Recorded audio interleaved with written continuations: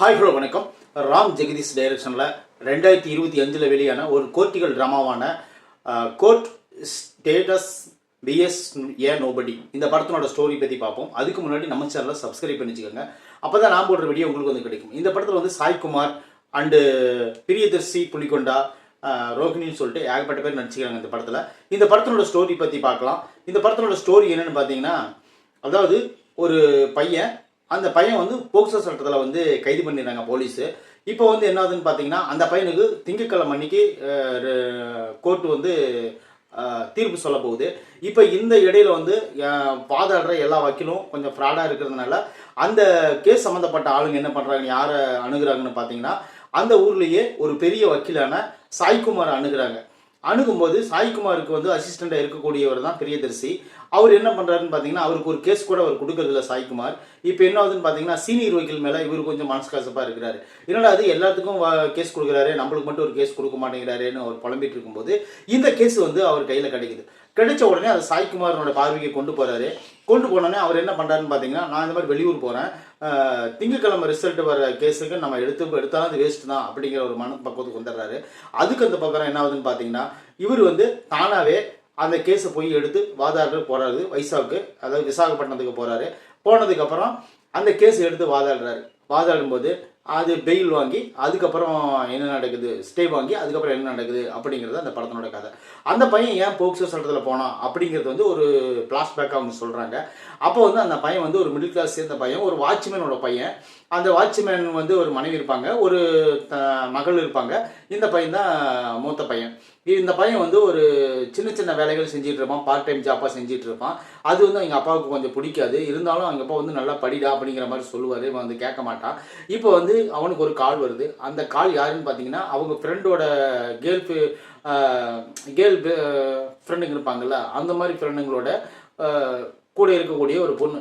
அந்த பொண்ணு இந்த பையனை வந்து சும்மா கலாய்க்கிறதுக்காக ஒரு கால் பண்ணுறா. அந்த காலிங்கே அவங்களுக்கு வந்து ஒரு காதலாக மாறிடுது.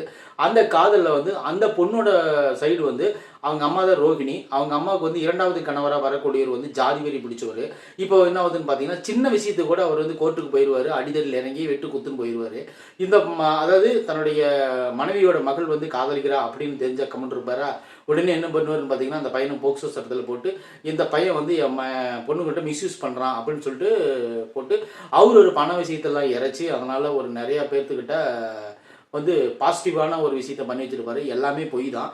ஆனால் இந்த விஷயத்தை எடுத்து இவர் வந்து நம்ம ஹீரோ வந்து அந்த வக்கீலாக இருந்து அவருக்கு ஆப்போசிட்டாக பண்ணி அந்த பையனை எப்படி காப்பாற்றுறாரு அப்படிங்கிறத அந்த படத்தினோட மொத்த கதை. இந்த படம் வந்து ஓப்பனிங்கில் வந்து பார்க்கும்போது நம்மளுக்கு வந்து ஒரு கோர்ட்டிகல் ட்ராமா, கோர்ட்டுன்னு படத்து பேரே வந்துருச்சு இல்லையா, நம்மளுக்கு வந்து கோர்ட்டிகல் ட்ராமான்னு நம்மன்னு தெரிஞ்சு போச்சு.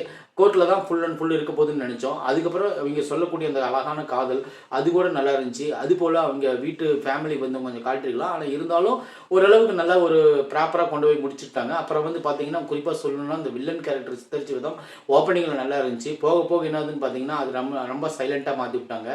அது இன்னுமே நல்லா ஸ்ட்ராங்காக கூட எழுதியிருக்கலாம். செகண்ட் ஹாஃபெல்லாம் அவர் வந்து பேசுறதே கிடையாது.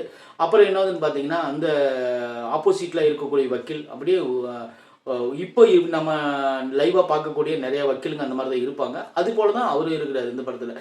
அது வந்து ஒரு ட்ரூவாக ஒரு வக்கீலை பார்த்தோன்னே ஒரு வக்கீல் இந்த மாதிரி தான் இருப்பார் அப்படின்னு சொல்லி ஊகிக்கிற அளவுக்கு அந்த எதிர்த்தரப்பு வக்கீல் இருப்பார். அதாவது வில்லனுக்கு ஆதரவாக இருக்கிற வக்கீல். இங்கே இப்போ பிரியதர்சி கேரக்டர் வந்து என்னென்னு பார்த்தீங்கன்னா, ஒரு அப்பாவியான கேரக்டரு. இவர் வந்து இந்த மாதிரிலாம் யோசிப்பாரா அப்படின்னு சொல்லிட்டு யோசிப்பாங்க.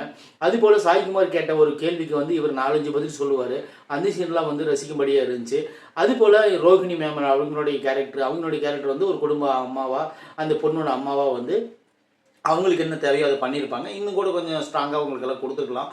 அப்புறம் என்னதுன்னு பார்த்தீங்கன்னா, இந்த கோர்ட்டில் நடக்கக்கூடிய ட்ராமா அது நம்ம நிறைய படங்களில் பார்த்துருப்போம். அதுபோல் இந்த படத்துலையும் வந்து பார்த்து ரசிக்கக்கூடிய விதத்தில் தான் இந்த படத்தை படம் பிடிச்சிருக்கிறாங்க. அதுபோல் அந்த படத்தில் மியூசிக் நல்லா இருக்குது.